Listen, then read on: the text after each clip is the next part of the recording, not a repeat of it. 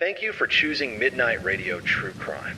Tonight, we take you to the quiet plains of Kansas, to a small town few maps even show, Harvest Creek. It's a place where cornfields whisper in the wind, porch lights glow softly, and time seems to slow, until the night of October 3rd, 1986, when an entire family vanished without a trace. Take a deep breath and get comfortable. Dim your lights, let the day drift away, and allow this story to carry you gently into the night. We're glad you're here, and we hope tonight's tale leaves you both intrigued and calm. Sleep well, relax, and let the story of the Harvest Creek incident unfold around you. Harvest Creek was the kind of town where everyone waved at each other, even strangers. Dirt roads lined with modest homes, weathered fences, and scattered barns marked the landscape. The air carried the smell of fresh hay, damp soil, and the occasional whiff of smoke from a neighbor's fireplace. It was quiet in a way that felt alive, the kind of calm that makes even the slightest disturbance stand out. The Millers lived just off County Road 12, in a farmhouse surrounded by cornfields stretching beyond the eye could see. John Miller ran the local grain store. Caroline, his wife, tended to the home and the children. Sarah, 16, spent her afternoons sketching the edges of the cornfields, while Luke, 12, cared for the family dog and chickens. To anyone passing by, they were the perfect family. Routine, predictable, ordinary. On the evening of October 2nd, neighbors noticed nothing unusual. Lights glowed from the Miller farmhouse. The dog barked at passing cars, and the faint smell of supper drifted into the night. By 10 o'clock, a soft glow appeared over the cornfields, white and pulsing, almost like a lantern moving slowly through the rows. Ellen Carter, a neighbor who lived a few houses down, swore she saw the lights and thought it was a storm, though the sky was clear. The glow vanished as suddenly as it appeared, leaving the fields in darkness and the night unervingly still. The next morning, Deputy Howard Clark arrived at the farm. The truck was halfway up the driveway, engine cold, driver's door open. Inside, the radio played softly. Breakfast lay waiting on the table, untouched, for chairs pulled out slightly, for plates set, for people gone. The first hours of the search were methodical. Neighbors lined the fields, walking shoulder to shoulder, calling the family's names into the wind. The barns were empty, the irrigation canal dry, and the cornfields rustled like they were hiding something. By midday, the Miller's dog was found locked in the barn, alone and hungry. Muddy paw prints led from the barn door into the fields, but no human footprints accompanied them. Search parties expanded, including neighbors, county deputies, and even volunteers from neighboring towns.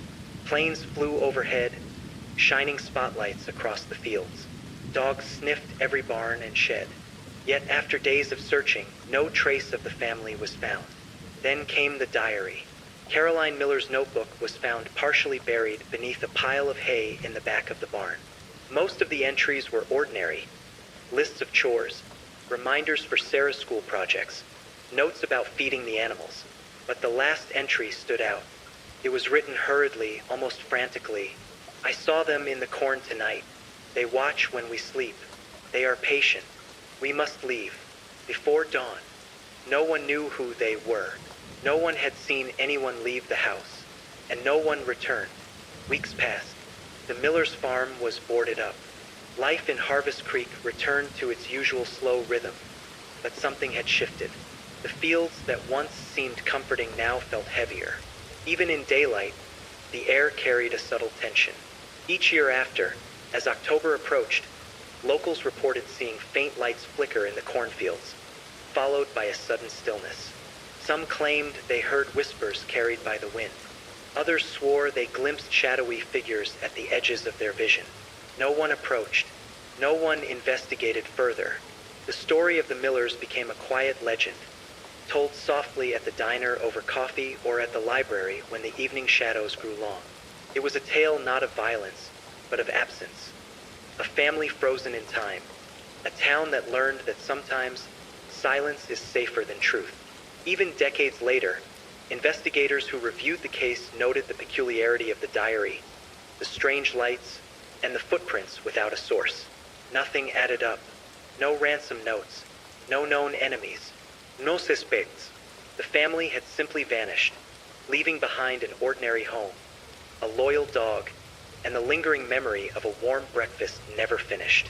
For those who live in or near Harvest Creek, the fields themselves seem to remember.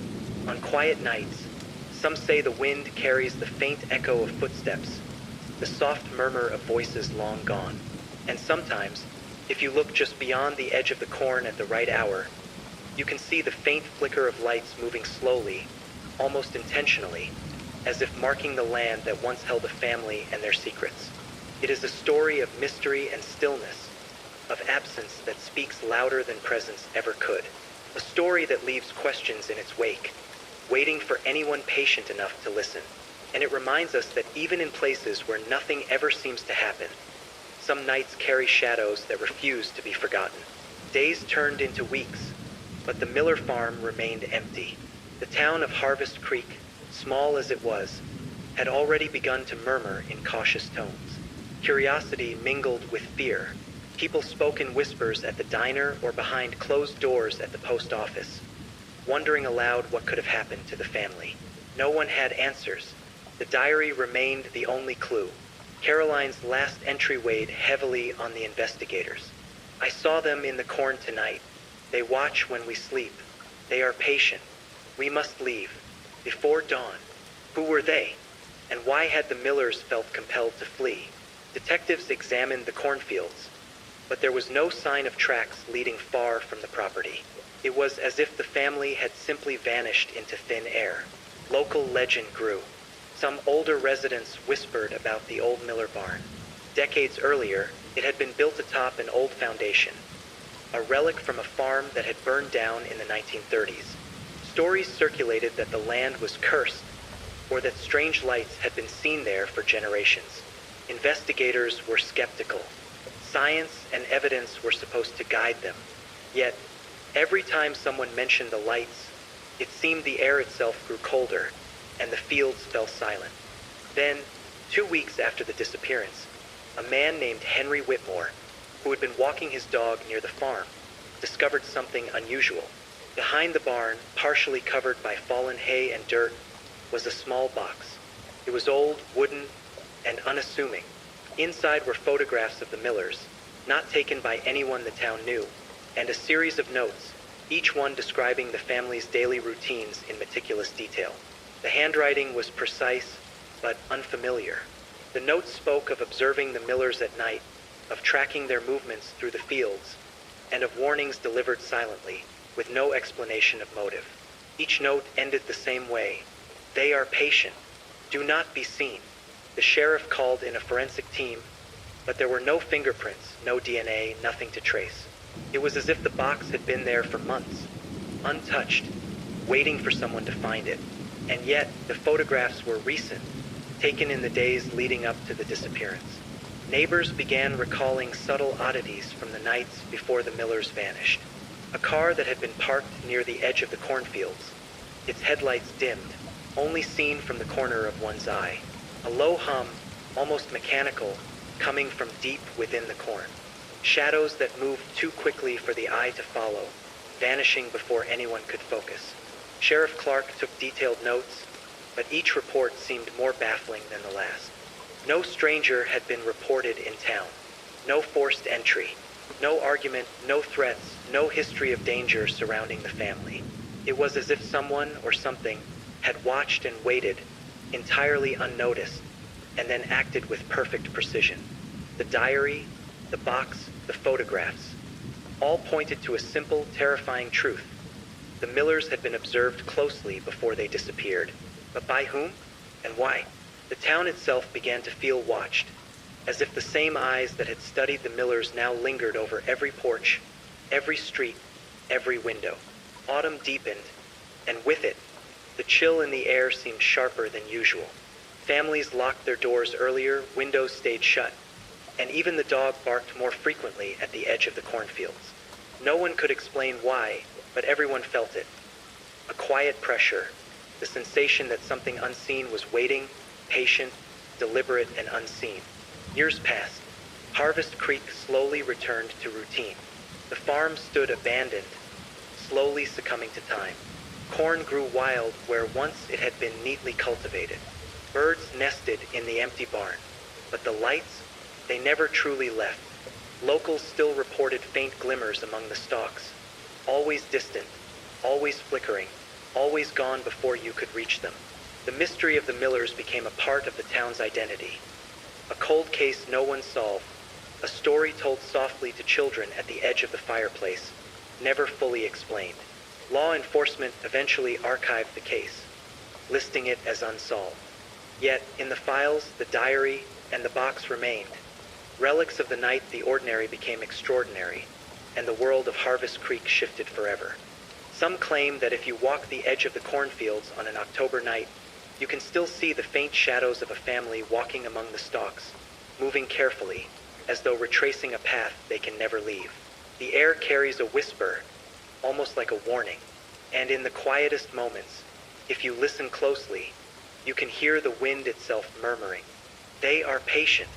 No one knows what truly happened to John, Caroline, Sarah, and Luke Miller. Some believe the lights, the box, and the diary were signs of a presence beyond understanding. Others think the explanation is simpler, darker, human, but hidden beyond reach. Harvest Creek remembers the family, not for their daily routines or their warmth, but for their absence. Presence defined by disappearance. And so the story lingers, a quiet, unsettling tale told in the shadows, in the wind, and in the flicker of the cornfields. A story not of horror, but of mystery. A story that reminds us, sometimes, the calmest towns hold the deepest secrets, and that some questions, no matter how long they wait, may never be answered. Years passed, but Harvest Creek never truly forgot the Millers. The farm stood as a quiet monument, slowly decaying under the endless Kansas sky. Windows boarded, paint peeling, and the barn roof sagging under the weight of time. Yet, for those who lived nearby, the memory of that night lingered like a soft echo, impossible to ignore. It was on one of those cool October evenings, long after the initial search had ended, that a group of teenagers dared each other to approach the abandoned farm. They weren't malicious. They were curious, the thrill of the unknown. The wind carried a faint rustling through the cornfields as they crept closer, flashlights bouncing over the cracked wooden fence and the tall, waving stalks. Near the edge of the barn, one of them noticed something unusual. The ground appeared disturbed, as if something had been buried and partially unearthed. They dug cautiously, fingers trembling in the dirt, until they uncovered another box. Not identical to the first, but similar in style, wooden, weathered, containing more photographs, more notes, and strangely, a small brass key tied to a frayed ribbon. The photographs depicted the Millers at their farmhouse, some in the kitchen, some in the barn, some outside near the cornfields. The notes detailed times, movements, and daily habits. But the handwriting this time was different. Jagged, hurried, almost panicked. One note read, "They are closer now. We cannot stay. Do not look for us. Trust no one." The brass key puzzled the teenagers. There was no lock nearby that it fit. No doors, no boxes, no sheds. It was a key without a home, and yet it carried a weight. A silent implication that something was hidden, something waiting to be discovered at the right time. When they reported it to the sheriff's department, investigators dusted for fingerprints, traced the wood, and analyzed the photographs. Nothing yielded a lead. No human traces, no prints, no discernible dates beyond the diary entries. It was as if the Millers had been observed by someone who moved unseen, someone meticulous, calculating, and patient. But the discovery sparked a renewed interest in the cold case. Journalists began to revisit the story. Some locals were reluctant to speak, claiming the town had its reasons for silence. Others whispered that the land itself seemed to resist investigation. The wind shifting, shadows lengthening, fields suddenly quiet when strangers approached.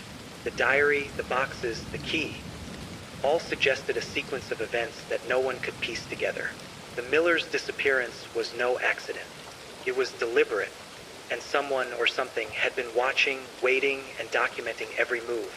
One autumn night, decades later, A retired sheriff recounted a story from the early investigation. He said that he and his deputy had camped near the edge of the cornfields, hoping to observe any unusual activity. Hours passed.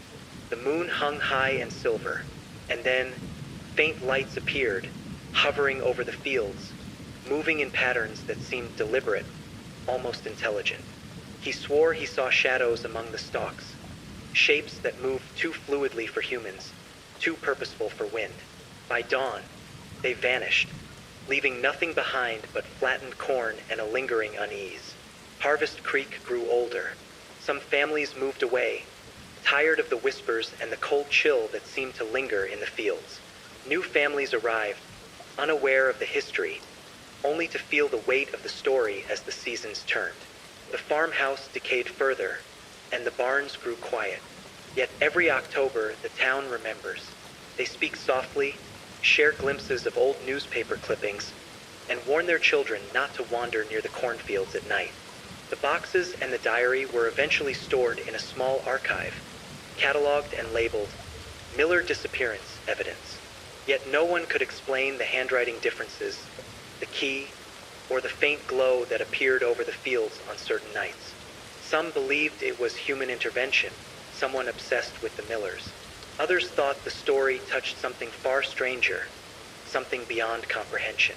Even today, locals insist that the Miller's dog, who survived the initial disappearance, seemed to sense the presence in the fields long after the family was gone. Animals, it was said, never forgot.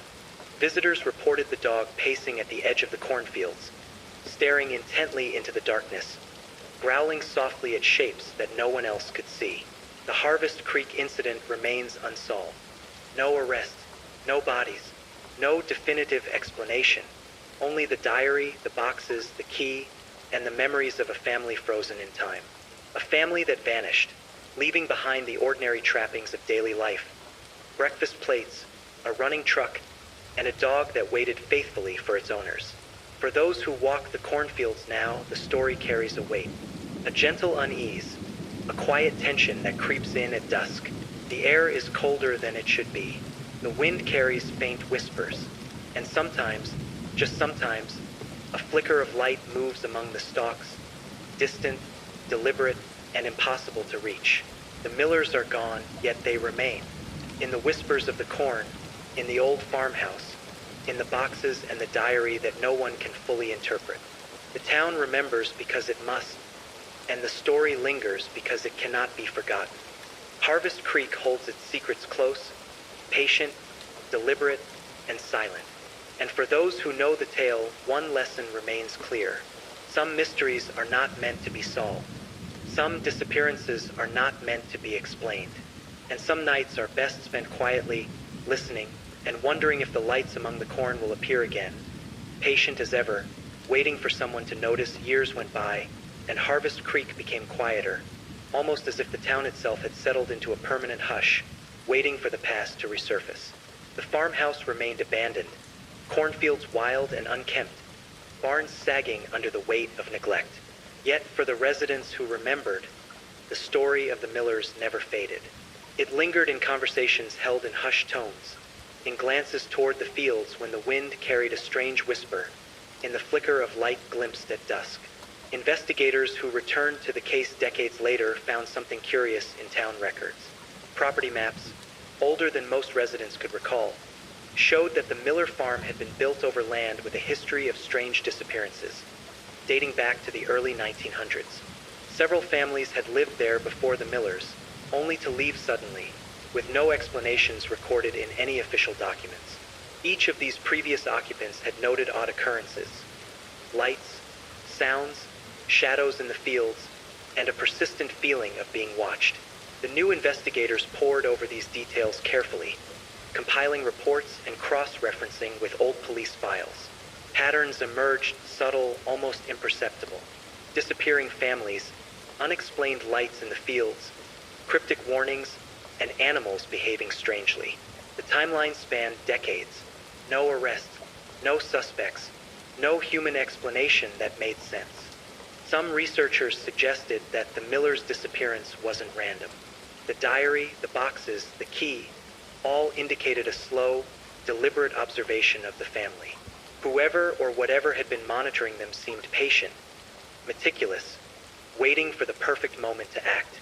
And the warning, written in Caroline's last diary entry, hinted at awareness, fear that they had been seen, that something or someone was waiting in the cornfields, watching, planning, silent and deliberate. Locals continued to share stories. Ellen Carter, now elderly, remembered the lights vividly, describing them as a soft, pulsing glow that moved slowly, almost like they were studying the farm.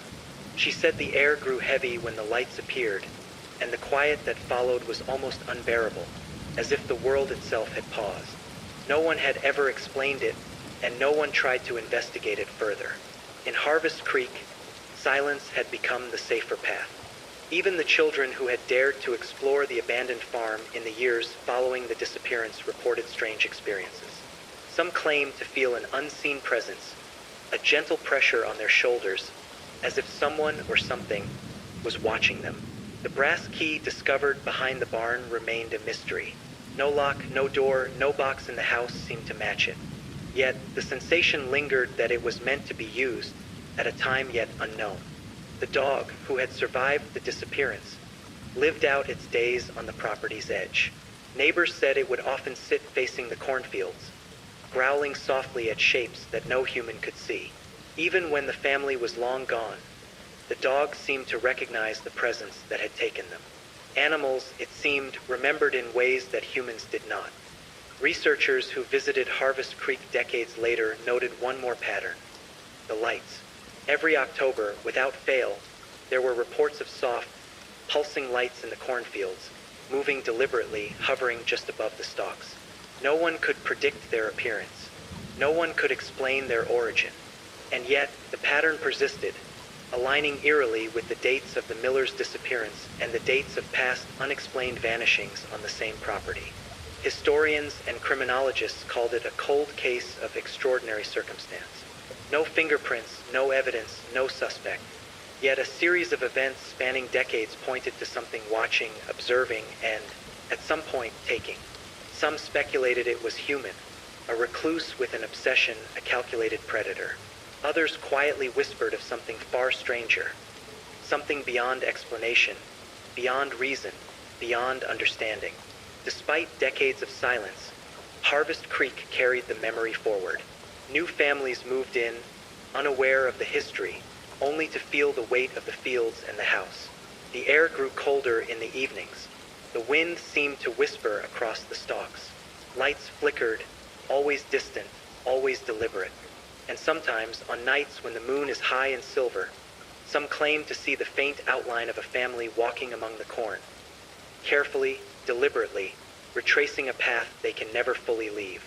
The story of the Millers is more than a cold case. It is a reminder that some disappearances leave more than absence. They leave echoes, impressions, questions that linger in the mind and the fields, in the houses, and in the wind.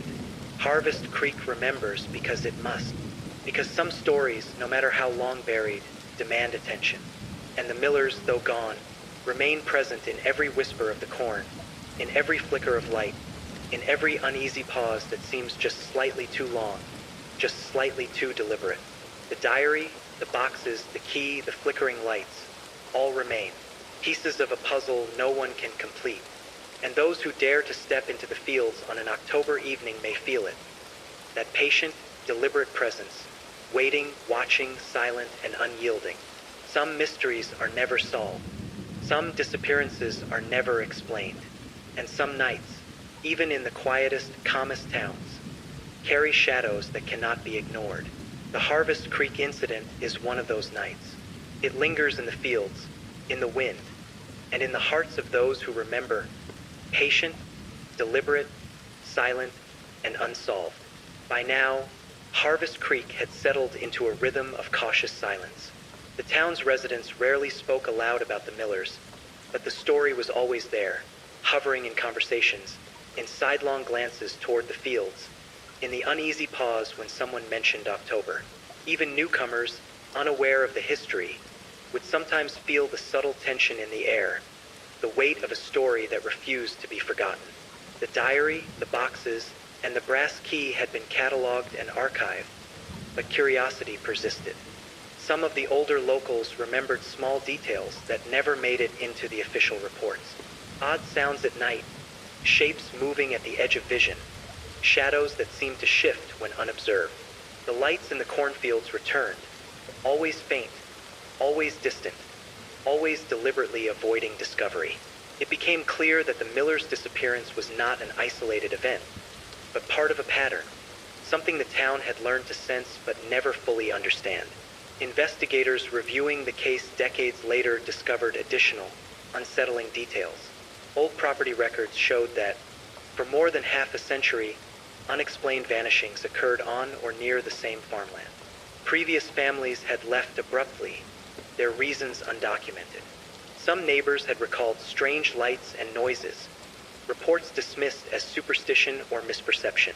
Patterns emerged, strange lights, mysterious disappearances, untraceable observation, and a lingering sense of being watched. The brass key found behind the barn remained a puzzle. No door, chest, or lock seemed to match it. Yet, every so often, it would appear slightly moved, as if touched by someone or something unseen. The photographs in the boxes were meticulous, showing the Millers in mundane moments, but always framed with care, capturing movement, routine, and behavior. The implication was clear. Someone had been watching, studying, recording, patient, and precise. Locals recalled that the Millers had been careful, observant, and yet, despite their awareness, they vanished. The diary's warnings, "They are patient, do not be seen, trust no one," suggested an understanding of the presence that had been tracking them, but no action could prevent it. And that presence, whoever or whatever it was, remained unseen, deliberately patient, and meticulously silent. Decades later, a researcher visiting Harvest Creek spoke with Ellen Carter, the neighbor who first reported the lights. She described a night when she and a friend had walked near the cornfields, hoping to see some explanation. The lights returned, soft, pulsing, moving deliberately across the field. They tried to follow, but each time they approached, the lights would retreat just out of reach, as if teasing, testing, or marking territory. The air grew colder, heavier, almost tactile, pressing against them with a quiet intensity. The researcher noted that the phenomenon was consistent with reports spanning generations. Each disappearance, each sighting, each note left behind in diaries or boxes seemed to point to an intelligence behind the events. Not random, not chaotic, but patient, observing, and deliberate. No human explanation fit all the pieces. And yet, human explanations were all that the official reports considered. Even the animals on the property seemed to respond. Neighbors reported that the Miller's dog, long after the family's disappearance, would sit at the edge of the cornfields, growling softly at empty air. Birds and other animals behaved unusually as well, avoiding certain areas, hesitating at edges of fields, refusing to cross specific lines in the dirt. For anyone attuned to subtle patterns, the land itself seemed aware. The townspeople adapted to the tension. Farmers checked their fields more often. Children were warned not to wander near the edges of the cornfields after dark. Visitors often remarked on the heaviness in the air, the way the wind seemed to carry whispers, and the sense that unseen eyes were observing every movement. The diary entries, the photographs, and the notes continued to circulate among researchers, each document pointing to meticulous observation and a methodical understanding of the Millers' routines. There were references to watchers and patient observers, phrases repeated in the handwriting that shifted from Caroline's flowing script to the jagged, hurried notes discovered later. The implication was clear. Someone or something had been waiting, studying, and planning for weeks, if not months, before the family vanished. Yet no trace of this observer was ever found. No footprints, no vehicles, no DNA, no signs of entry or exit. It was as if the Millers had simply been lifted from the land, leaving behind only the objects that marked their daily lives. The breakfast plates, the running truck, the dog waiting faithfully, and the diary warning of danger. Over time, Harvest Creek learned to live with the story. The farmhouse continued to decay, The cornfields grew wild, and the barns leaned under the weight of time. The lights returned every October, their purpose unknown, their pattern deliberate. Some townsfolk insisted they saw faint figures walking among the stalks, glimpses of a family moving carefully, deliberately, retracing a path they could never leave. The presence remained patient, silent, and unyielding. The Harvest Creek incident is a story of absence. A family vanished, leaving no clear explanation, no bodies, no suspects, only diaries, boxes, a brass key, faint lights, and a town that remembers. It is a reminder that some mysteries are not meant to be solved, some disappearances are not meant to be explained, and some nights, even in the quietest, calmest towns, carry shadows that will wait patiently, silently, and deliberately for anyone who dares to notice. And for those who walk the cornfields in October, the story persists. The air carries faint whispers, the wind hums through the stalks, and the lights, always distant, always deliberate, remind anyone watching that the Millers are gone, but their presence lingers. A story frozen in time, observed by eyes unseen, and a town that will never forget. Harvest Creek had long settled into its quiet rhythm, yet the memory of the Millers lingered like a shadow over the town. Even decades later, the fields seemed different from those surrounding other farms. The wind carried a subtle, almost deliberate pattern of whispers. The corn swayed not only with the breeze, but in a way that suggested an unseen presence, patient, observant, waiting. New researchers and historians revisited the archives, poring over every diary entry, every note, every photograph. They discovered that the Millers were not the first to vanish from that plot of land. Older property records revealed multiple disappearances dating back to the early 1900s. Families would leave suddenly, sometimes after reporting strange noises, odd lights, or the sensation of being watched. The pattern was unmistakable, yet no human perpetrator was ever found. The brass key, still in the archive, remained an enigma. No lock it could open was ever discovered, yet its presence was deliberate. It had been carefully preserved, tucked away with the photographs and diaries, almost as if it were meant to be found when the time was right. Local folklore grew around the disappearance. Some claimed that certain nights, particularly in October, the fields would illuminate with faint, pulsing lights.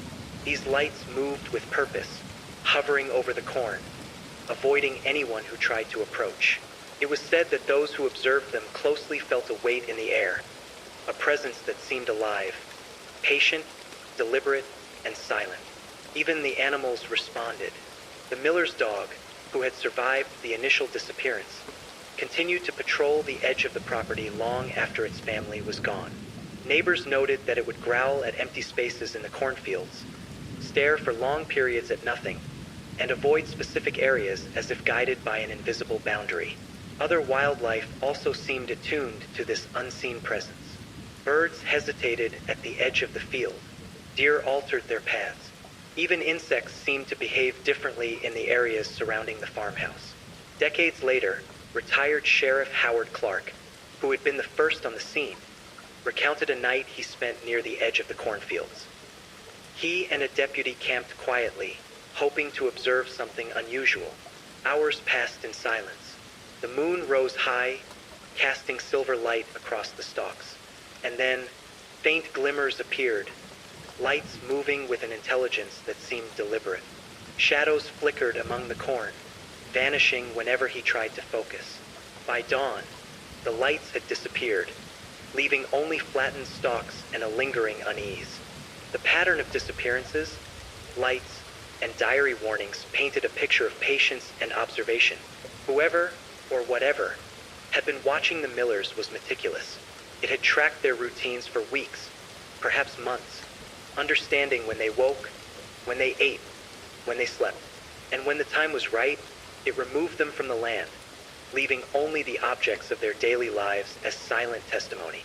The boxes of photographs and notes suggested that the Millers had been aware of the observer, at least in part.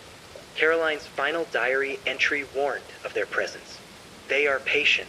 We must leave, before dawn. but no evidence suggested that the Millers managed to act on this warning. They vanished quietly, without struggle, leaving behind breakfast plates, a running truck, and a loyal dog. As the years passed, Harvest Creek became accustomed to its legacy. The farm stood abandoned, slowly decaying, while cornfields grew wild. Stories circulated quietly, faint lights, shadowy figures, unexplained movements. The presence remained patient, deliberate, and unseen. New families, unaware of the history, would sometimes feel it, sensing eyes in the stalks, hearing whispers that carried in the wind. Even the locals, those who had lived through the disappearance, spoke carefully, using hushed tones, reluctant to draw attention to what they could not explain. The Harvest Creek incident became more than a cold case. It was a legend of observation, patience, and disappearance. The diary, the boxes, the brass key, and the lights all pointed to an unseen presence that moved deliberately, avoiding capture or detection. No fingerprints, no DNA, no suspects, only the meticulous documentation of a family's life before its sudden absence. Investigators theorized. Some believed it was a human perpetrator, a recluse, someone obsessed with the Millers, capable of precise planning and execution. Others suggested something far stranger, beyond human comprehension, an entity patient enough to observe generations and vanish without trace. No theory fully explained the diary, the boxes, the photographs, the brass key, or the recurring lights. The evidence existed, yet no conclusion could ever satisfy the pattern of deliberate observation. Even today, Harvest Creek bears its quiet weight. The farmhouse remains abandoned, the barns sag under years of neglect, and the fields sway endlessly under the wind. October brings a subtle tension, the memory of the Millers lingering in the air. Those who wander near the cornfields at dusk sometimes glimpse faint lights, moving deliberately, or hear whispers carried across the stalks, soft and fleeting. The past presence remains patient, deliberate, and silent, watching, waiting, leaving only traces for those who pay attention. The Millers' disappearance is a story of absence, observation, and enduring mystery. It teaches that some events leave echoes, that some disappearances are carefully orchestrated, and that some nights, even in the calmest, quietest towns, are never truly empty. Harvest Creek remembers the Millers. It remembers the diary, the boxes, the key, the flickering lights, and the sense of patient presence. And it waits, as the air shifts through the cornfields, for someone who will notice. Some mysteries remain unsolved. Some disappearances cannot be explained, and some nights hold shadows deliberate and patient that watch and wait, silently, enduringly, indefinitely. Harvest Creek remained a quiet town, the kind of place where the wind carried stories between houses and down dirt roads, and where everyone remembered the night the Millers vanished. For decades, the farmhouse stood abandoned, the barns sagging, and the cornfields growing wild. Yet the air around the property never felt ordinary. There was a weight to it, a subtle tension that settled over anyone who wandered too close after sunset. Researchers, intrigued by the unsolved disappearance, began to examine the diaries and boxes in more detail. They noticed that Caroline Miller's diary, when read carefully, seemed to contain subtle patterns beyond simple words of warning. Repeated phrases, subtle variations in handwriting, and even punctuation suggested a hidden rhythm, almost like a code. Lines like, "They are patient, do not be seen, trust no one, and we must leave," before dawn carried a precision that went beyond fear, almost like instructions embedded within the panic. The new generation of investigators focused on these patterns, examining the photographs as well. Each picture was carefully framed, capturing the family in ordinary activities, but the placement of objects, the orientation of shadows, and the sequence of events in the images hinted at a meticulous observer's presence. The observer had not just watched. They had cataloged every movement, every habit, every detail of the Millers' lives. The brass key, still unassigned to any lock, became central to the emerging theory. Researchers speculated that it might open something hidden on the property, something not discovered by investigators over the decades. It seemed to symbolize the idea of a secret waiting to be uncovered, a puzzle piece left intentionally in the world for someone patient enough to notice. And yet, the key's purpose remained elusive, as if teasing discovery while remaining just out of reach. Locals continued to recount unusual experiences. Elderly residents remembered seeing lights flicker among the stalks in October, soft, deliberate pulses that avoided capture. Some reported hearing whispers that carried through the wind, impossible to decipher, yet somehow urgent and purposeful. Others noticed animals behaving strangely, responding to presences invisible to human eyes. Even the dog who survived the miller's disappearance continued to patrol the edge of the property for years, growling at empty spaces in the cornfields, attentive to a pattern only it could perceive. Researchers also uncovered old town records that had gone unnoticed. Several previous occupants of the land had filed reports of strange phenomena. Lights, shadows, noises, but the records were dismissed at the time as superstition or exaggeration.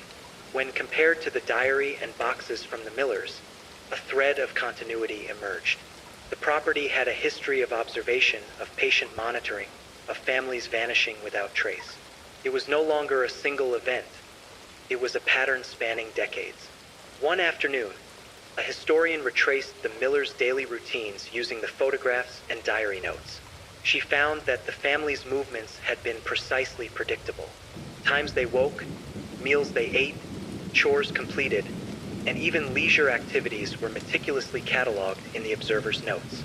It was clear that the person or entity monitoring them was deliberate, patient, and capable of long-term planning. Theories began to emerge, but none fully satisfied the evidence. Some suggested a human stalker, someone who had studied the family for weeks, carefully orchestrating their disappearance.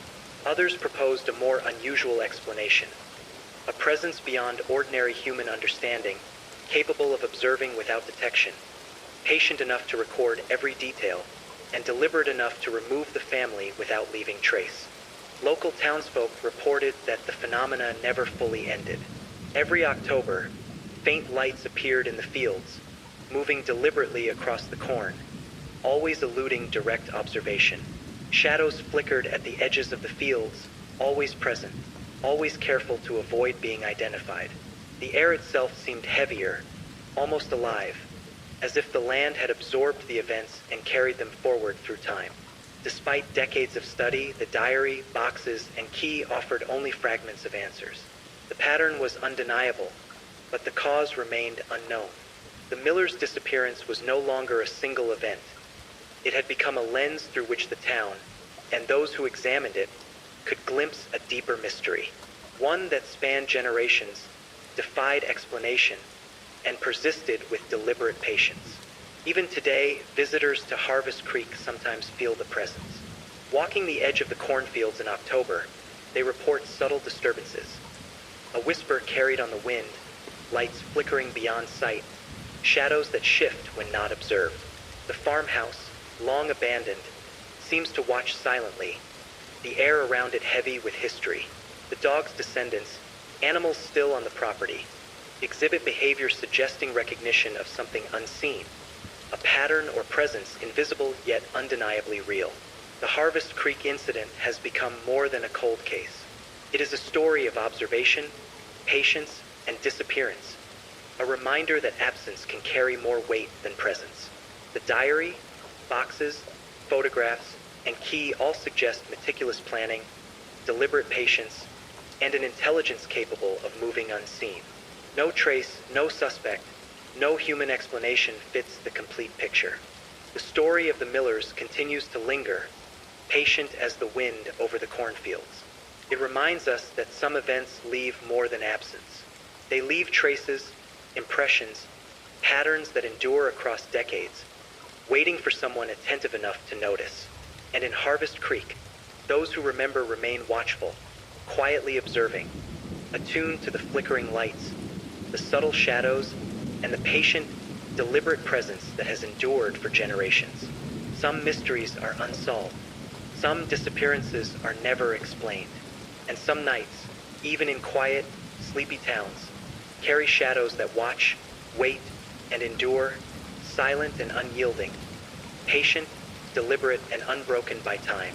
Harvest Creek remained quiet, almost suspended in time, yet the story of the Millers never truly left the town.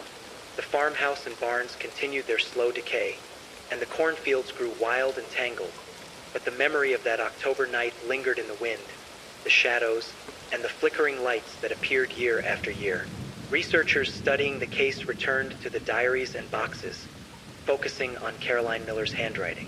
They noticed subtle variations, loops, spacing, and punctuation that suggested a deliberate attempt to encode messages. It was as if she had been aware not only of the presence observing them, but also of the need to leave instructions, hidden clues, for someone who might eventually investigate. Some notes contained repeated phrases, "They are patient," and "do not be seen." But there were others, hidden in plain sight, sequences of letters that seemed random at first, only to form patterns when viewed alongside dates, photographs, and movements recorded in the diary. One researcher discovered that certain words aligned with specific locations on the property: the barn, the edge of the cornfield, the old well, and a cluster of oak trees near the back fence. Each location seemed to mark an area of significance, though no human explanation tied them together.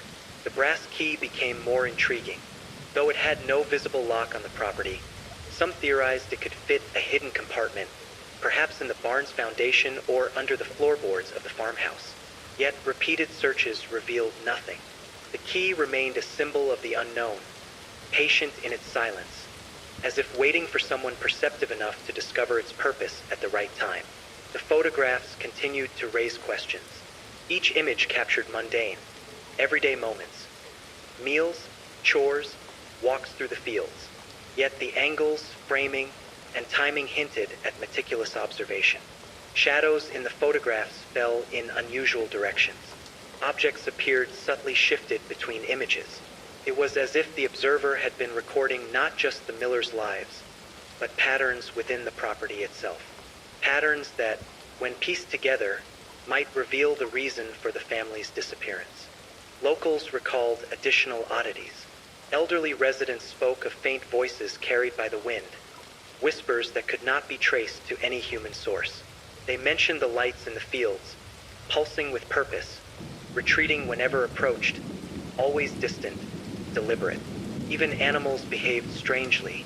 The Miller's dog, and later its descendants, patrolled the edges of the property, growling or hesitating at areas invisible to the eye, responding to an intelligence that no one could confirm.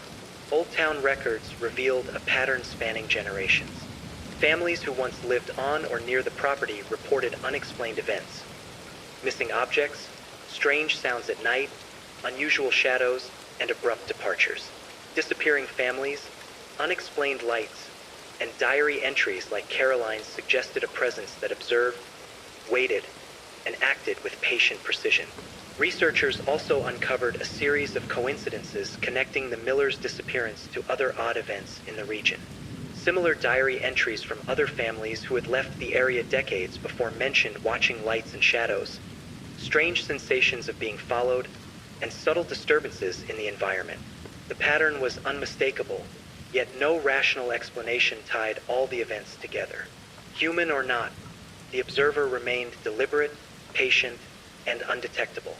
One October evening, a historian retraced the Millers' daily routines using photographs and diary notes.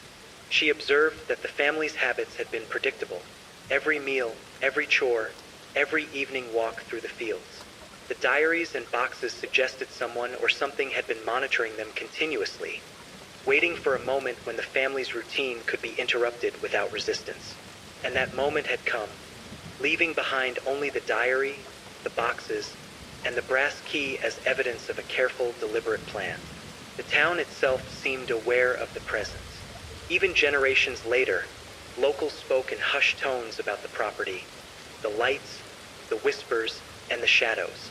Some who visited reported a tangible weight in the air, subtle shifts in temperature, and the uncanny sensation of being observed.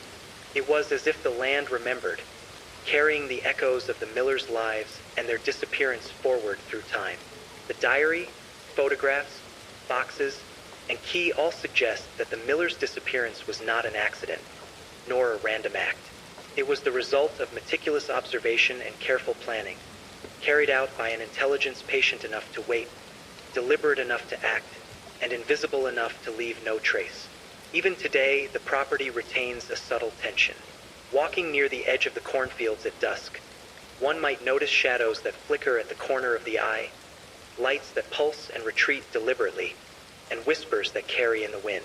The farmhouse, barns, and fields all hold the memory of the Millers, a presence frozen in time, observed and recorded, patient and deliberate, silent and unyielding. The Harvest Creek incident is more than a disappearance. It is a story of observation, patience, and enduring mystery. It teaches that absence can carry more weight than presence, that traces may endure long after those who created them are gone, and that some nights, even in the calmest towns, hold shadows that watch, wait, and endure, silent, deliberate, and impossible to fully understand. Harvest Creek remembers the Millers. It remembers the diary, the photographs, the boxes, the brass key, and the flickering lights. And it waits, patient, deliberate, and silent, for someone who notices, for someone who questions, for someone who observes. Yet no such compartment ever appeared. It was a key with a purpose, deliberately hidden or left as a tease. An invitation for the patient observer, or for someone persistent enough to continue searching decades later. The lights in the cornfields, which had become almost legendary, were reported again. Locals recalled seeing them move in patterns, faint, deliberate pulses that seemed to study and mark the area.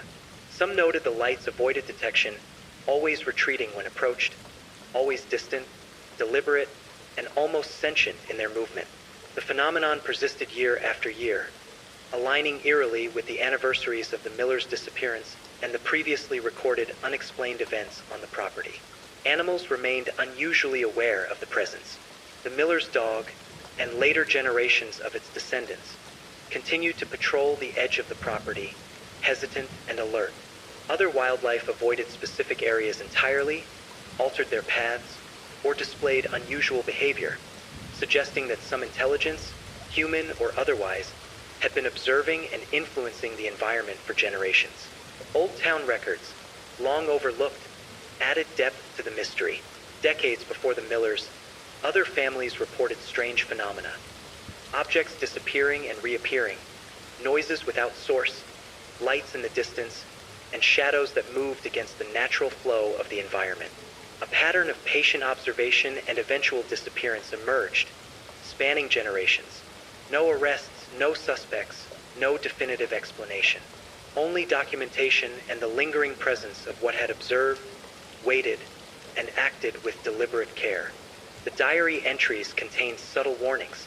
Lines such as, "They are patient, do not be seen, trust no 1 inch and leave before dawn," before they notice, were repeated with variations, almost like signals embedded for someone attentive. The observer had tracked every movement, every habit, and possibly predicted the family's actions. The careful documentation in the photographs, boxes, and diary implied that someone, or something, had planned the disappearance with precision. Visitors to the property still report feelings of unease. Walking the edge of the cornfields in October, they feel shadows at the periphery of vision, hear whispers carried by the wind, and glimpse faint lights flickering among the stalks.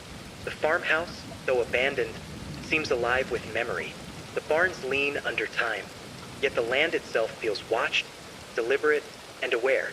Researchers examining the Millers' diary noticed that certain words aligned with the brass key's presumed locations. Though no physical lock was ever found, it seemed that the key symbolized understanding or unlocking the sequence of events, perhaps meant for someone perceptive enough to interpret the diary's hidden patterns. It was a challenge left behind, patient and deliberate, waiting for decades to be noticed. Even now, the pattern endures. The diary, boxes, photographs, brass key, flickering lights, and strange animal behavior collectively suggest a meticulous, patient, and unseen presence. The Millers' disappearance was no accident. It was calculated, deliberate, and executed with precision, leaving traces that continue to intrigue, unsettle, and mystify. Harvest Creek remains quiet, but those who know the story remain watchful. The cornfields sway gently in the wind, shadows flicker, and lights pulse in ways that cannot be explained. The diary, boxes, and key are reminders of careful observation and the deliberate removal of the family. The past persists in the present, teaching that some events leave more than absence. They leave patterns, impressions, and silent witnesses. The Harvest Creek incident is a story of patience, observation, and enduring mystery. It reminds us that some disappearances are not random. Some patterns span generations, and some nights, even in the calmest towns, carry shadows that watch and wait, deliberate, patient, and unbroken by time. And so the Millers remain, not in body, not in presence, but in memory, in the land, in the faint flickers of light and whispers in the wind. A patient, deliberate presence endures, marking time across decades, reminding those who notice that some mysteries never end, some disappearances are never explained, and some shadows wait, silently, unyielding, and eternal. Harvest Creek's quiet streets had long been accustomed to their own shadows, yet the events of that fateful October lingered in the town's memory like a soft, persistent hum. The Millers' farmhouse stood abandoned, the barns sagging, and the cornfields grew wild, yet the land itself seemed to carry the weight of the past. Even the wind seemed deliberate, whispering through the stalks as though carrying fragments of stories that could not be forgotten. Researchers revisiting the Millers' diaries and boxes discovered that Caroline's entries contained more than warnings. Certain passages repeated in sequences, with subtle shifts in phrasing, punctuation, and line breaks. It was as if she had embedded a code within her panic, leaving behind instructions for anyone patient and observant enough to decipher them. Lines like, "They are patient, do not be seen, trust no 1 inch and follow the shadows. Before dawn, before they notice," were repeated, their emphasis subtly different in each instance. Cross-referencing the diary with photographs and property layouts revealed a deliberate pattern. Certain words aligned with locations around the farmhouse. The old barn, the edge of the cornfield, a cluster of oak trees, and the long-abandoned well. It suggested that the observer had mapped the property meticulously, cataloging movements, shadows, and routines. The observer had watched every meal, every chore, every walk through the fields, noting patterns in behavior and subtle environmental cues. How the wind shifted, how the light fell, how animals responded. The brass key became central to the emerging theory.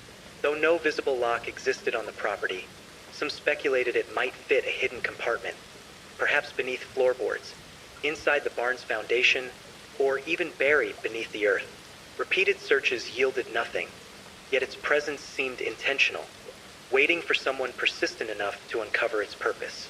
The key became a symbol of the unseen observer, a reminder that some mysteries are designed to remain just beyond reach. The lights in the cornfields persisted. Locals reported them moving with deliberate intention, pulsing softly, always distant, always retreating when approached. Some suggested that the lights themselves were a message, a marker of boundaries, a way to observe without exposure. Their appearance aligned with anniversaries of the Millers' disappearance and other unexplained events, suggesting a continuity of observation that spanned decades. Animals on the property remained attuned to something invisible. The Miller's dog, and later generations of its descendants, patrolled the property cautiously, growling at empty spaces and avoiding certain areas. Other wildlife exhibited subtle changes in behavior, avoiding sections of the fields or altering their patterns, hinting at an intelligence present long before humans noticed it. Historical records revealed additional connections. Generations of families who had previously lived on or near the land reported similar experiences. Missing objects, untraceable noises, shadows that moved independently, and faint lights at night. A pattern emerged. Families observed, patterns recorded, disappearances executed with precision. No evidence left behind. No arrests, no suspects, only traces of deliberate, patient observation, repeated over decades. The diary entries hinted at a broader understanding of the Miller's observer. Caroline's handwriting shifted from flowing to jagged, her notes almost instructional, Mark the light. Follow the shadows. Do not be seen. Wait for the path. The observer had anticipated the family's movements, cataloging them carefully, waiting for the precise moment to act. And when that moment came, the family vanished without struggle, leaving only the diary, boxes, and brass key as evidence of their final days. Visitors to Harvest Creek still experience subtle, inexplicable phenomena.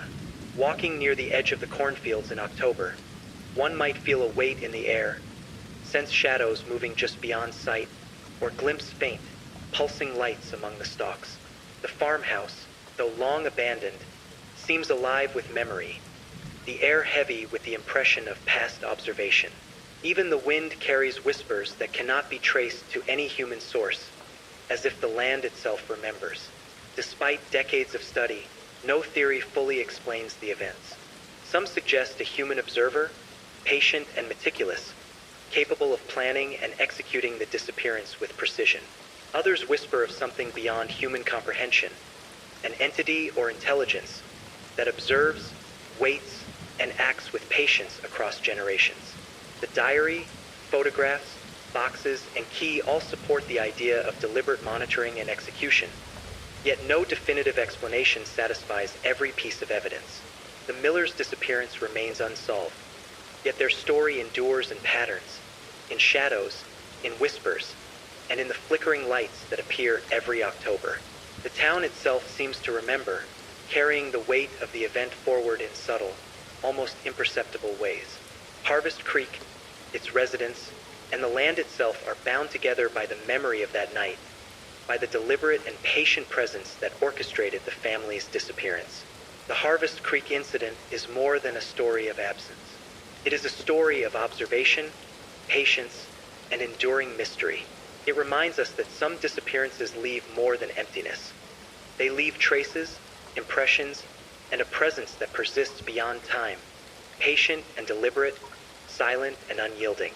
Even today, the diary, boxes, brass key, flickering lights, and behavioral patterns of animals point to an intelligence that remains unseen. Some nights, those who enter the cornfields report glimpses of movement, shadows flickering at the periphery, and a sense of deliberate observation that refuses to be ignored. The Millers themselves may be gone, but the presence that orchestrated their disappearance endures, patient, deliberate, and eternal. Harvest Creek remembers. It carries the memory of the Millers in its wind, its shadows, and its flickering lights, and it waits silently and deliberately for anyone who notices, anyone who questions, and anyone patient enough to observe. Some mysteries remain unsolved. Some disappearances are never explained, and some nights carry shadows that watch and wait, enduring silently and deliberately, unbroken by time. Harvest Creek had long accepted a quiet normalcy, though beneath the surface, the town held a memory that refused to fade. The Millers' disappearance was no longer recent news, but the farmhouse, the barns, and the fields carried the imprint of that October night. Even the wind seemed to move with intention, brushing through the cornfields in patterns that echoed unseen observation.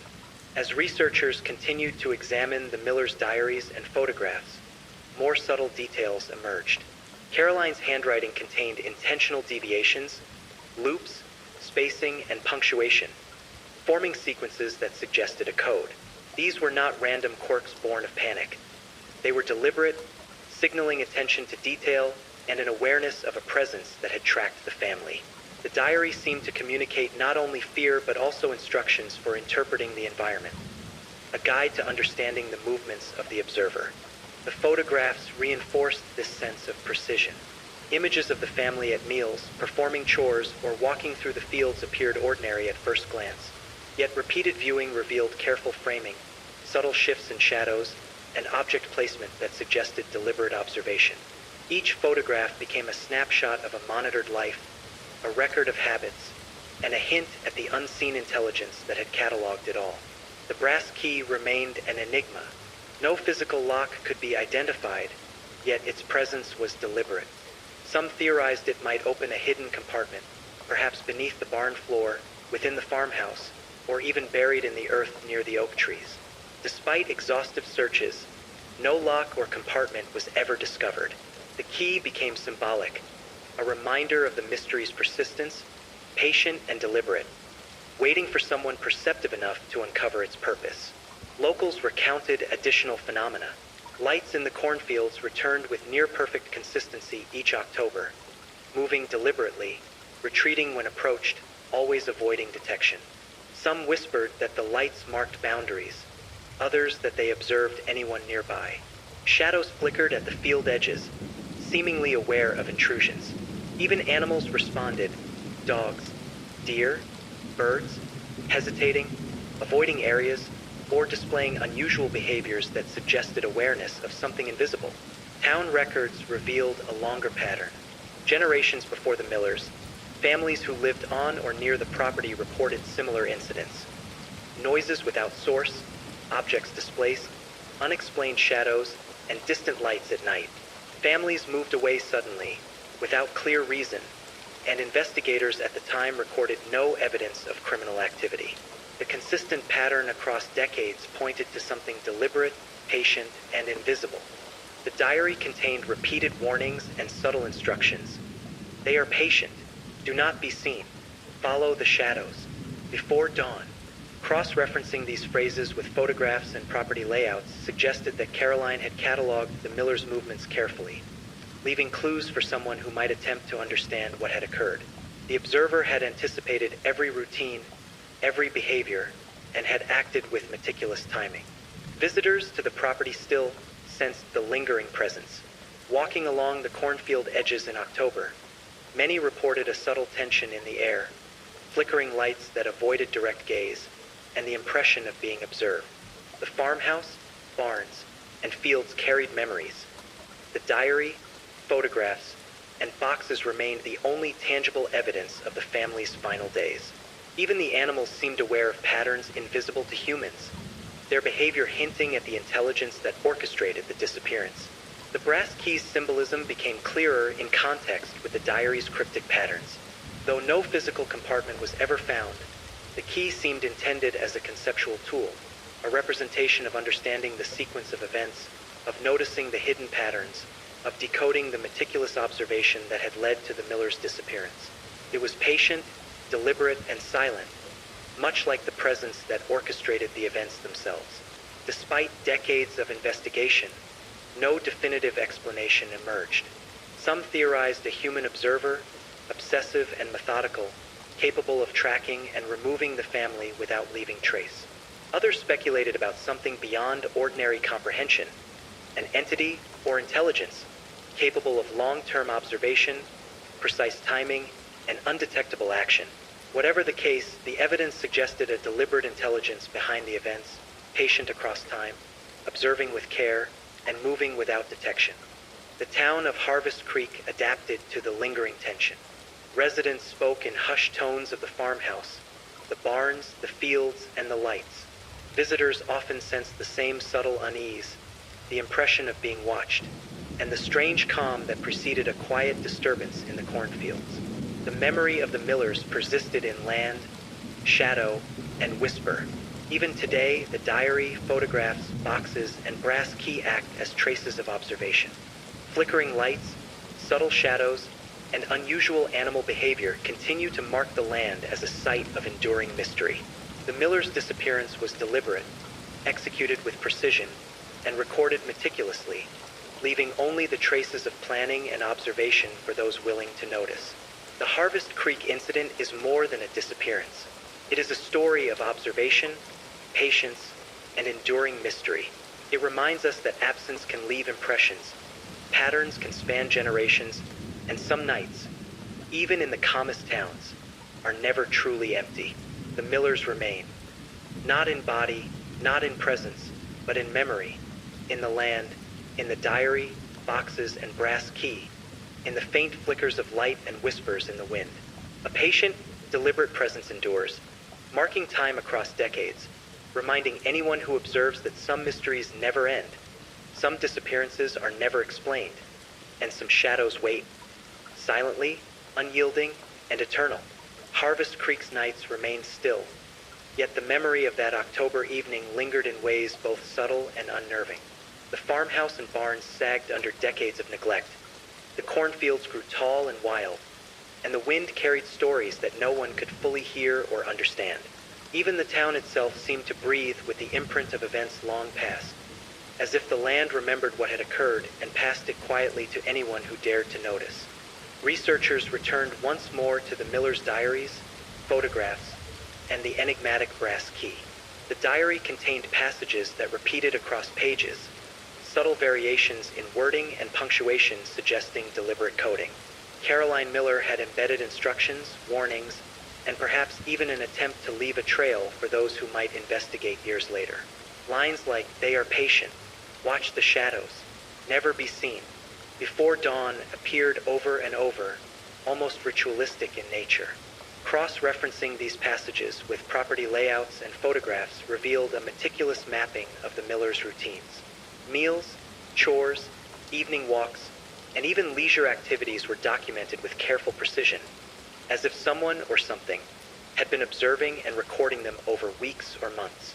Shadows in photographs, placement of objects, and timing of events all suggested an intelligence behind the observation, one capable of predicting behavior and acting with deliberate patience. The brass key, still unassigned to any lock, had become an enduring symbol.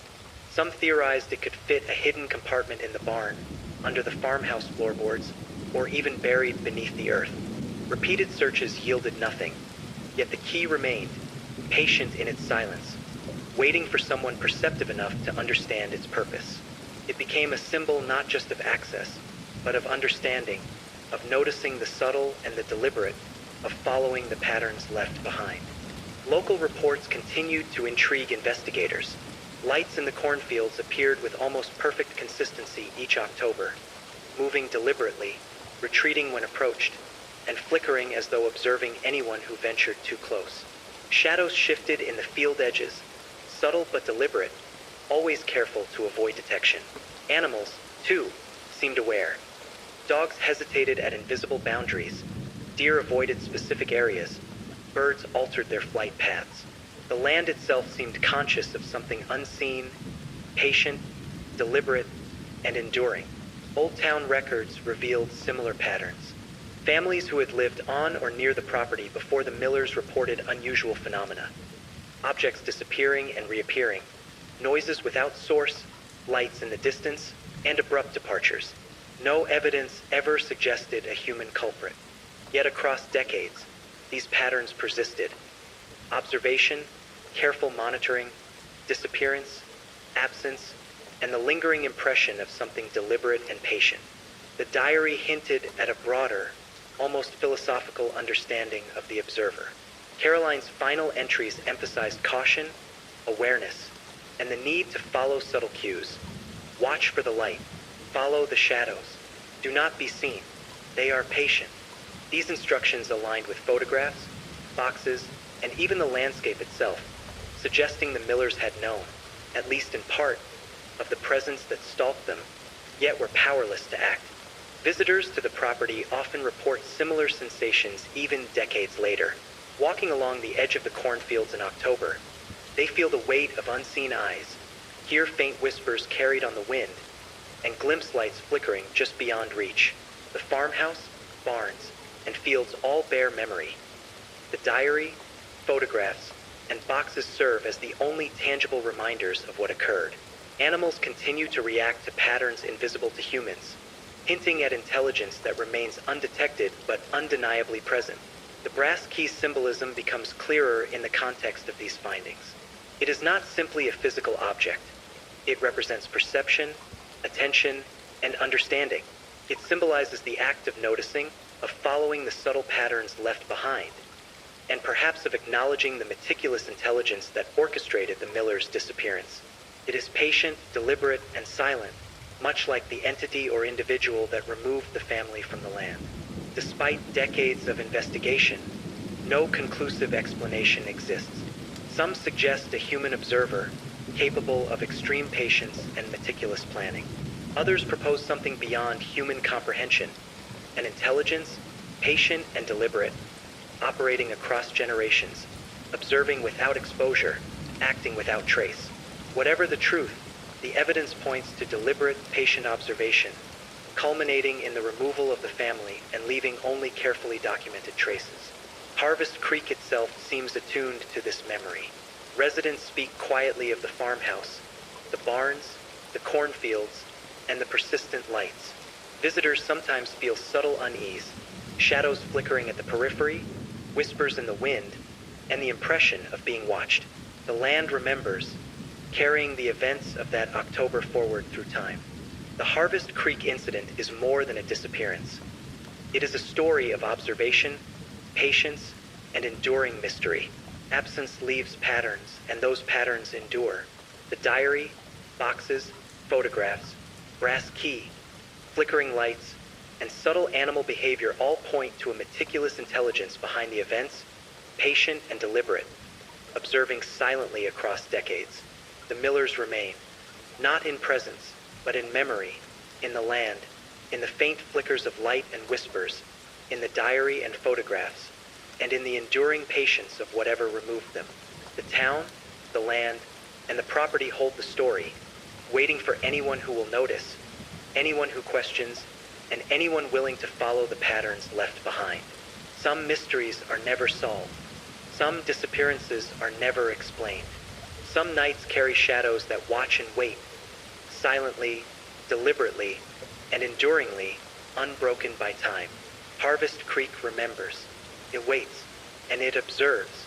Harvest Creek's nights carried a quiet tension, almost imperceptible to the untrained eye, but unmistakable for those familiar with the Miller's story. The farmhouse and barns sagged under decades of neglect. The cornfields grew thick and wild, and the wind whispered through the stalks as if repeating secrets only it remembered. The town seemed frozen in memory, the land holding on to events long past, carrying the weight of what had been and what remained unseen. Researchers revisiting the Miller's diaries and boxes uncovered patterns that suggested not just observation, but an intelligence carefully orchestrating events. Caroline Miller's entries contained repeated phrases, subtle shifts in wording, punctuation, and line breaks, an almost coded language embedded within her fear. Lines like, "They are patient," "Follow the shadows," "Do not be seen," "Before dawn" appeared multiple times, their subtle variations hinting at instructions meant for someone who might decipher them years later. Cross-referencing these entries with photographs and property layouts revealed precise mapping. Meals, chores, walks through the fields, and leisure activities were meticulously recorded. Shadows in photographs, placement of objects, and timing of events all suggested careful documentation by an unseen observer, capable of predicting behavior and acting with deliberate patience. The brass key remained unsolved, a symbol of the unknown. Though it fit no visible lock, some theorized it could open a hidden compartment in the barn, beneath the farmhouse floorboards, or even buried in the earth near the oak trees. Despite repeated searches, no compartment was found. The key became symbolic, an invitation to perception, to understanding, to following the subtle patterns left behind. It was patient, deliberate, silent, much like the presence that orchestrated the Miller's disappearance. Local accounts added layers to the mystery. Lights in the cornfields appeared with near-perfect consistency each October, moving deliberately, retreating when approached, flickering in patterns that suggested intelligence. Shadows shifted at the edges of the fields, subtle but deliberate, always avoiding detection. Animals reacted too. Dogs hesitated at invisible boundaries, deer avoided specific areas, and birds altered flight paths. The land itself seemed aware of something unseen, patient, deliberate, and enduring. Old town records revealed similar phenomena spanning generations. Families who had lived on or near the property reported missing objects, unexplained noises, lights in the distance, and abrupt departures. The consistent pattern, observation, monitoring, disappearance, and lingering traces suggested a deliberate, patient presence acting across decades. The diary contains subtle warnings, instructions, and hints of understanding. Watch for the light. Follow the shadows. Do not be seen. They are patient. Cross-referencing these phrases with property layouts, photographs, and the brass key suggested Caroline had left a roadmap for understanding the events. The observer had tracked every routine, predicted behavior, and acted with precision. And when the Millers disappeared, only their diaries, boxes, and the brass key remained to mark the carefully orchestrated removal. Visitors today often report feelings of unease along the property's edge. Walking through the cornfields in October, they sense shadows at the periphery, faint pulsing lights, and whispers in the wind. The farmhouse, barns, and fields carry memory, while animals react to patterns invisible to humans. The land itself seems to hold the story, patient and deliberate, waiting for someone to observe and understand. The brass key's significance grows when viewed in context. It is not merely a physical object. It represents perception, attention, and comprehension. It symbolizes the act of noticing subtle patterns, of following deliberate traces, and of acknowledging the intelligence that orchestrated the Millers' disappearance. Silent, patient, deliberate, it mirrors the presence that removed the family from their home. Despite decades of investigation, no conclusive explanation exists.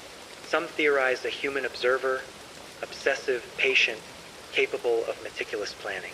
Others suggest something beyond human comprehension, an intelligence that observes, waits, and acts across generations without detection. Whatever the case, the evidence suggests deliberate observation, patient orchestration, and the careful removal of the family, leaving only traces behind. The town of Harvest Creek itself seems aware. Residents speak quietly of the farmhouse, barns, cornfields, and persistent lights. Visitors feel subtle unease, shadows flickering at the periphery, whispers on the wind, and the impression of being observed. The land remembers, carrying the events forward through time, silent but deliberate.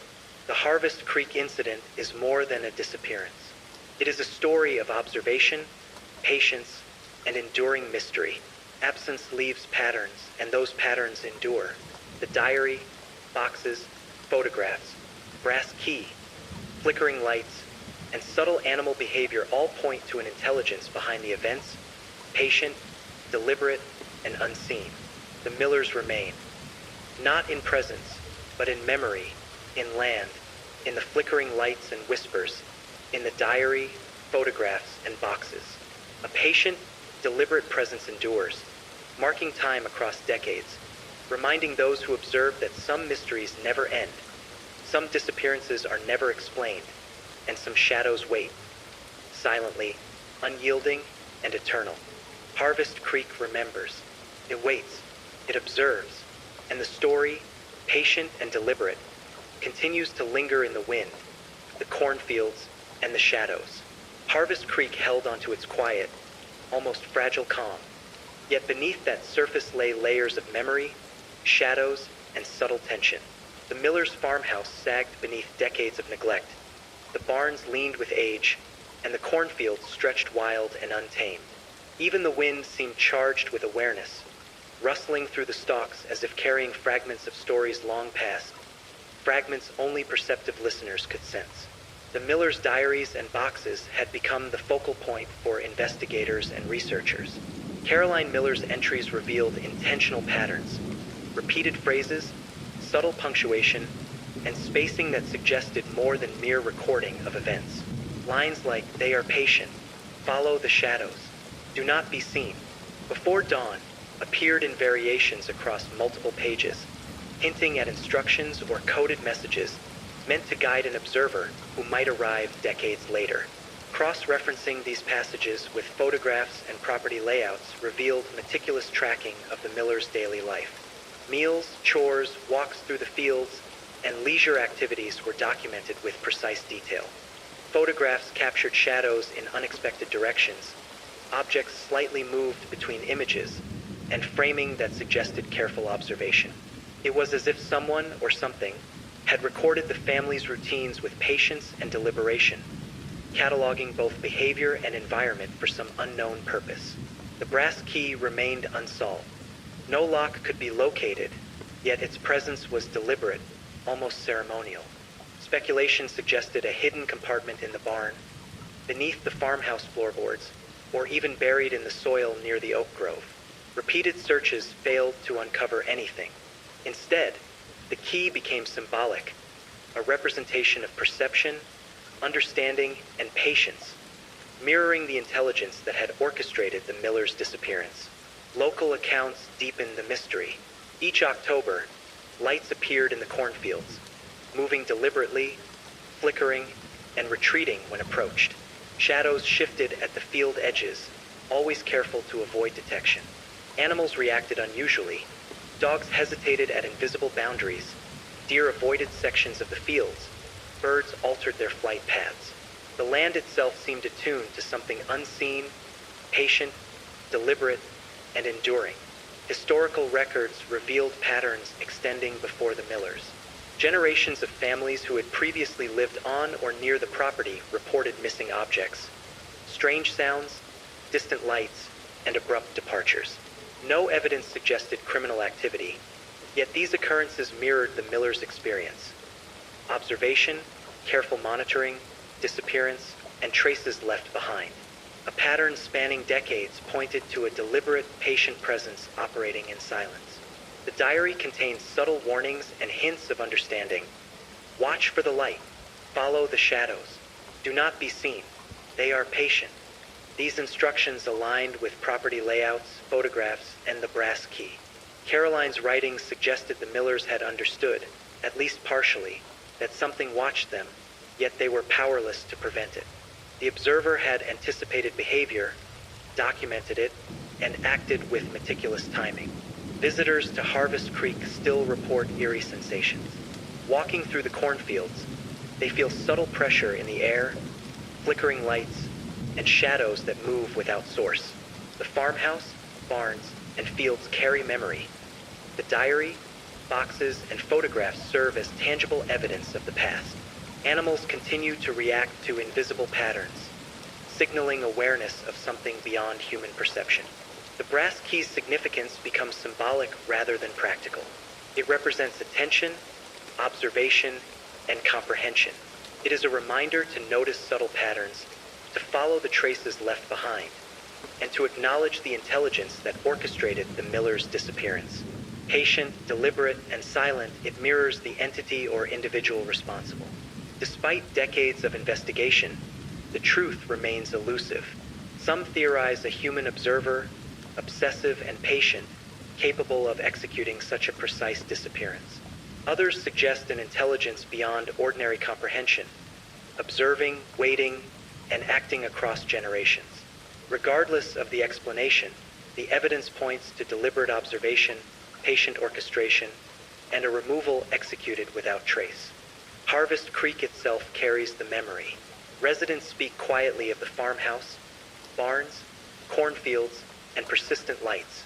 Visitors feel the subtle unease, shadows flickering, whispers on the wind, and the impression of being watched. The land remembers, carrying forward the events silently but deliberately. The Harvest Creek incident is more than a disappearance. It is a story of observation, patience, and enduring mystery. Absence leaves patterns, and those patterns endure. The diary, boxes, photographs, brass key, flickering lights, and subtle animal behavior all suggest a meticulous intelligence behind the events, patient, deliberate, and unseen. The Millers remain, not in presence, but in memory, in land, in whispers, in flickering lights, and in the diary, boxes, and photographs. A patient, deliberate presence endures, marking time across decades, reminding those who observe that some mysteries never end, some disappearances are never explained, and some shadows wait, silently, unyielding, and eternal. Harvest Creek remembers. It waits. It observes. And the story, patient, deliberate, and enduring, continues in the wind, the shadows, and the cornfields, whispering to anyone willing to notice. Harvest Creek's nights remained undisturbed in their surface calm. Yet beneath the quiet lay a persistent, almost imperceptible tension. The farmhouse sagged, its paint peeling, barns leaned with the weight of decades, and the cornfields grew dense and untamed. Even the wind carried stories, rustling the stalks as if whispering fragments of events long past. audible only to those patient enough to notice. The Miller's diaries and boxes had become central to understanding the incident, yet each discovery only deepened the mystery. Caroline Miller's entries revealed carefully constructed sequences, repeated phrases, subtle punctuation shifts, and spacing that suggested deliberate coding. Lines like, "They are patient," "Follow the shadows," "Do not be seen," "Before dawn" appeared repeatedly, their small variations hinting at instructions for someone to decode decades later. It was not panic alone. There was intent, precision, and a desire to leave traces for those who could perceive them.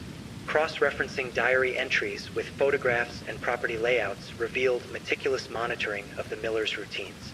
Daily meals, chores, walks through the fields, and moments of leisure were documented in uncanny detail. Photographs revealed shadows in unexpected places, objects slightly altered between shots, and framing that suggested observation from hidden positions. It was as if a patient intelligence had cataloged not only behavior but also the environment itself, anticipating every routine and movement. The brass key remained a central puzzle. No lock could be identified, yet the key's presence was deliberate, almost ceremonial. Some speculated it might fit a hidden compartment in the barn, under the farmhouse floorboards, or even buried near the oak grove. Repeated searches yielded nothing. The key became symbolic, a representation of perception, understanding, and patient observation, echoing the presence that orchestrated the Millers' disappearance. Local accounts added chilling layers. Each October, lights appeared in the cornfields, moving deliberately, flickering, and retreating whenever approached. Shadows shifted at the edges of the fields, careful to avoid direct detection. Animals reacted strangely. Dogs hesitated at invisible boundaries, deer avoided certain areas, and birds altered their flight paths. The land itself seemed attuned to an unseen intelligence, patient, deliberate, and enduring. Historical records revealed a long-standing pattern. Families who had lived on or near the property before the Millers reported missing objects, unexplainable noises, distant lights, and abrupt departures. No evidence suggested human culpability, yet the pattern of observation, monitoring, disappearance, and residual traces persisted across decades. It suggested a deliberate, patient presence, operating quietly and without exposure. The diary hinted at the observer's broader understanding of human behavior and environment. Caroline's final entries emphasized vigilance, awareness, and careful observation. Watch for the light. Follow the shadows. Do not be seen. They are patient. These aligned with photographs, the brass key, and property layouts. Caroline seemed aware that she was being observed, yet powerless to act. The intelligence behind the event's anticipated actions, documented them, and executed its plans with clinical precision. Visitors today report lingering unease. Walking along the cornfield edges, they sense shadows at the periphery, flickering lights that evade direct sight, and whispers carried by the wind. The farmhouse, barns, and fields carry memory. The diary, boxes, and photographs provide tangible proof of what occurred. Animals continue to respond to patterns invisible to humans, hinting at the ongoing presence of the orchestrator. The brass key's symbolism grows more profound when seen in context. It represents perception, attention, and understanding. It is a reminder to notice subtle patterns, to follow the deliberate traces left behind, and to acknowledge the intelligence responsible for the Millers' disappearance. Silent, patient, and deliberate, it mirrors the presence that removed the family. Despite decades of investigation, no conclusive explanation exists. Some theorize a human observer, meticulous and patient, capable of executing a disappearance without trace. Others suggest something beyond human comprehension, an intelligence that observes, waits, and acts across generations. Whatever the truth, evidence points to deliberate observation, patient orchestration, and removal executed without leaving a trace. The town of Harvest Creek itself seems aware. Residents speak quietly of the farmhouse, barns, cornfields, and the persistent lights. Visitors often sense subtle unease, shadows flickering, whispers on the wind, and the impression of being watched. The land remembers, carrying the events forward in time, silently but deliberately. The Harvest Creek incident is more than a disappearance.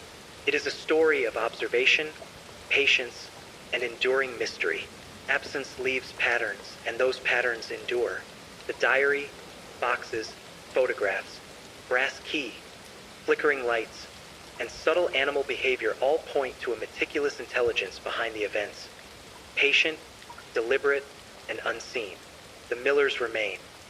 Not in presence, but in memory, in land, in whispers, in flickering lights, in the diary, boxes, and photographs. A patient, deliberate presence endures, marking time across decades, reminding anyone who observes that some mysteries never end, some disappearances are never explained, and some shadows wait, silently, unyielding, and eternal. Harvest Creek remembers. It waits. It observes.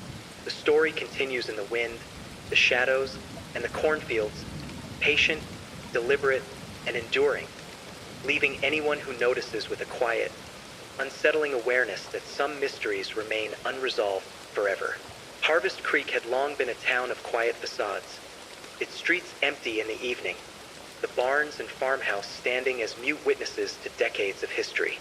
Yet beneath the calm, the land carried memory, the weight of events that refused to fade, shadows that lingered longer than natural, and whispers that moved with the wind through the cornfields.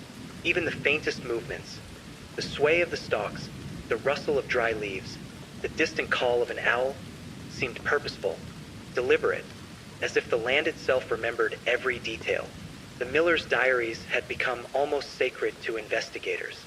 Caroline Miller's entries revealed patterns of observation embedded within fear. Repeated phrases, small punctuation changes, and intentional spacing.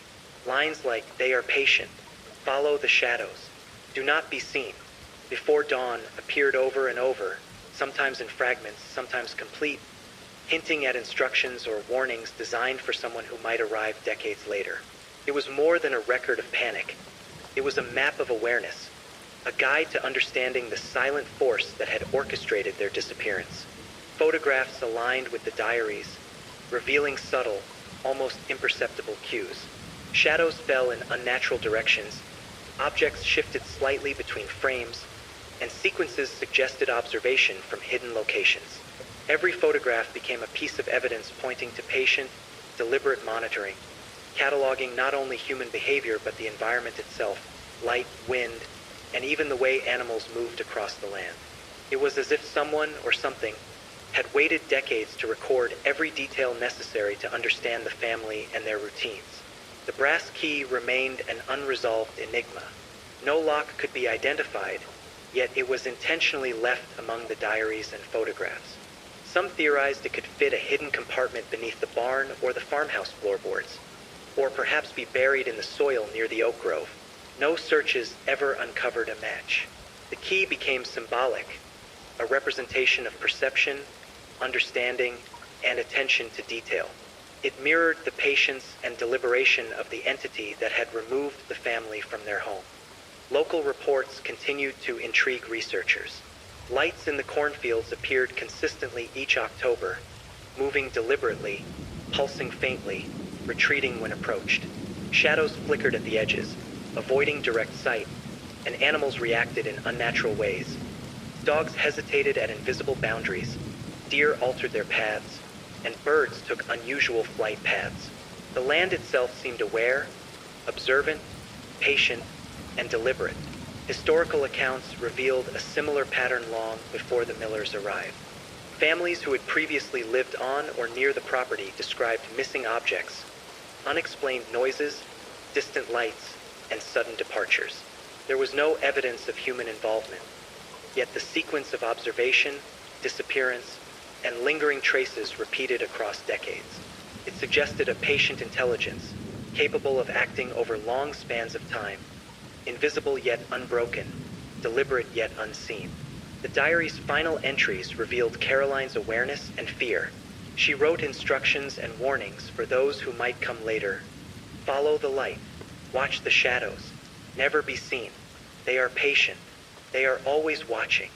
Cross-referencing these lines with property layouts, photographs, and the brass key suggested that the Millers had sensed the presence observing them, yet they were powerless to act.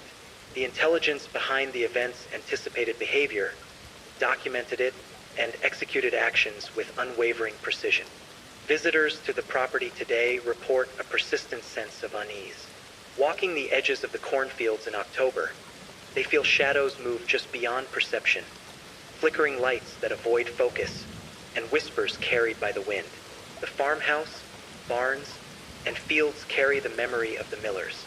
Animals continue to react to patterns invisible to human observers, signaling the ongoing presence of the orchestrator. The brass key's significance is symbolic rather than practical. It represents attention, observation, and understanding. It is a reminder to notice subtle patterns, to follow the deliberate traces left behind, and to recognize the intelligence responsible for the Millers' disappearance. Patient, deliberate, silent. It mirrors the presence that removed the family and continues to linger in the land. Despite decades of investigation, the truth remains elusive. Some speculate a human observer, meticulous and patient, capable of executing such a precise disappearance. Others suggest something beyond ordinary comprehension, an intelligence observing, waiting, and acting across generations. The evidence, however, points to deliberate observation, patient orchestration, and removal executed with care, leaving only traces behind. The town itself seems aware of the lingering presence. Residents speak quietly of the farmhouse, barns, cornfields, and the lights that appear each October. Visitors feel subtle tension, shadows flicker, whispers echo, and the impression of being watched persists. The land remembers, carrying forward the events silently yet deliberately. The Harvest Creek incident is not simply a story of disappearance. It is a narrative of observation, patience, and enduring mystery. Absence leaves patterns, and patterns endure. The diary, boxes, photographs, brass key, flickering lights, and subtle animal behaviors all indicate an intelligence behind the events. Patient, deliberate, and unseen, the Millers remain. Not in presence, but in memory, in land, in whispers, in flickering lights, in the diary, boxes, and photographs. A deliberate, patient presence endures, marking time across decades, reminding those who observe that some mysteries never end, some disappearances are never explained, and some shadows wait, silently, unyielding, and eternal. Harvest Creek remembers. It waits. It observes. The story, patient and deliberate, continues in the wind, the shadows, and the cornfields, leaving anyone perceptive enough with an unsettling realization. Some mysteries are eternal, some presences never depart, and some nights carry shadows that watch and wait forever. And though the farmhouse may decay, the barns collapse, and the cornfields fade with seasons, the presence endures. It is patient. It is deliberate. It is eternal. Harvest Creek had settled into its rhythm, the town appearing outwardly normal. Yet beneath that calm, the land remembered. The farmhouse sagged, barns leaned under decades of neglect, and the cornfields grew tall, wild, and dense. Even the wind seemed charged with memory, rustling through the stalks in patterns that carried whispers only the observant could notice. The Miller's story lingered in every shadow, every flicker of light, and every rustle in the field. The diaries had become the centerpiece of understanding, though understanding remained elusive. Caroline Miller's entries contained repeated warnings, subtle punctuation shifts, and spacing that suggested careful coding. Lines like, "They are patient," "Follow the shadows," "Do not be seen," "Before dawn" recurred with minor variations, hints at instructions meant for someone who might examine the events years later. It was more than fear recorded. It was precise observation, meticulous documentation, and a guide to interpreting the presence that had monitored the Millers. Photographs, when viewed closely, revealed more than mere memories. Shadows appeared in unlikely places, objects subtly shifted between frames, and certain angles suggested that someone had observed without detection. The images were deliberate, almost clinical, a record of daily life and patterns across time. It was as though a patient intelligence had cataloged behavior, timing, and the environment itself, anticipating every movement, every routine, every vulnerable moment. The brass key remained the most enigmatic artifact. No lock could be located. Some theorized it might open a hidden compartment beneath the farmhouse, under the barn, or buried in the fields. Searches revealed nothing, yet its presence was deliberate. It symbolized perception, observation, and attention to detail, mirroring the intelligence that had removed the family. It was a key not to a lock, but to understanding, a reminder that awareness and careful observation might reveal truths otherwise invisible. Local accounts added layers of tension. Each October, lights appeared in the cornfields, moving deliberately, flickering, retreating when approached. Shadows shifted at the field edges, careful to avoid detection. Animals behaved unusually. Dogs hesitated at invisible boundaries, deer altered paths, and birds flew irregularly. The land itself seemed aware, patient, deliberate, and enduring. Records from decades past revealed similar phenomena. Families had reported missing objects, distant lights, unexplained sounds, and abrupt departures. No evidence pointed to human perpetrators, yet the pattern persisted across generations. Observation, removal, traces left behind, and persistent memory etched into the land. It suggested a patient, deliberate intelligence operating silently, meticulously, and over long spans of time. Caroline's final diary entries offered insight into the family's awareness. They emphasized vigilance, careful attention, and understanding of the unseen observer. Watch for the light. Follow the shadows. Never be seen. They are patient. They are always watching. Cross-referencing these lines with property layouts, photographs, and the brass key suggested the Millers recognized the presence, yet were powerless to act. The intelligence had anticipated behavior, documented it, and executed the disappearance with precise timing. Visitors today report lingering unease. Walking along the cornfield edges, they feel shadows at the periphery, flickering lights evading gaze, and whispers carried by the wind. The farmhouse, barns, and fields carry memory. The diary, boxes, and photographs offer tangible evidence of the events. Animals continue to respond to invisible patterns, signaling ongoing awareness of a presence beyond human comprehension. The brass key's significance is not literal, but symbolic. It represents perception, observation, understanding, and patience. It reminds observers to notice subtle patterns, follow deliberate traces, and acknowledge the intelligence responsible for the Millers' disappearance. Silent, patient, deliberate, it mirrors the orchestrator's behavior. Despite decades of investigation, no definitive explanation exists. Some suggest a human observer, obsessive and patient, capable of executing the disappearance without leaving a trace. Others speculate an intelligence beyond human comprehension, patient, observing, and acting across generations. Regardless of the truth, evidence points to deliberate observation, careful orchestration, and removal executed without leaving clear traces. Harvest Creek itself seems aware.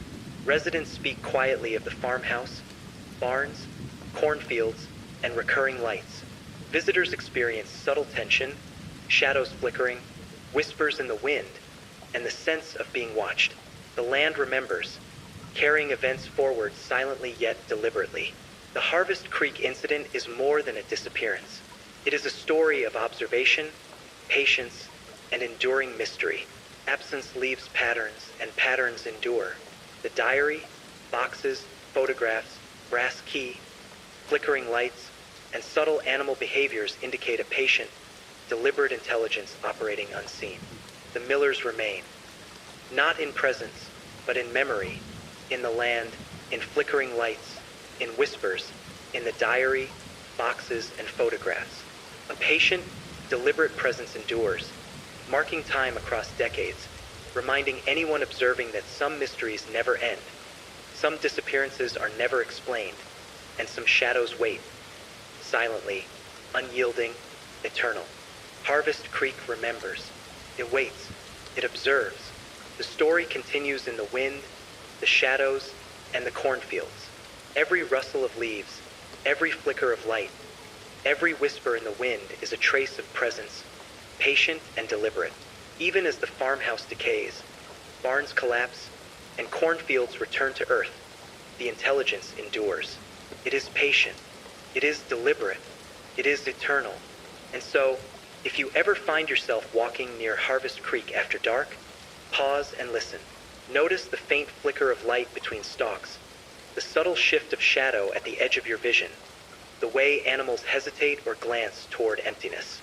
You may not see it, you may not hear it clearly, but it is there, patient, deliberate, watching, and it has been for longer than anyone will ever truly know.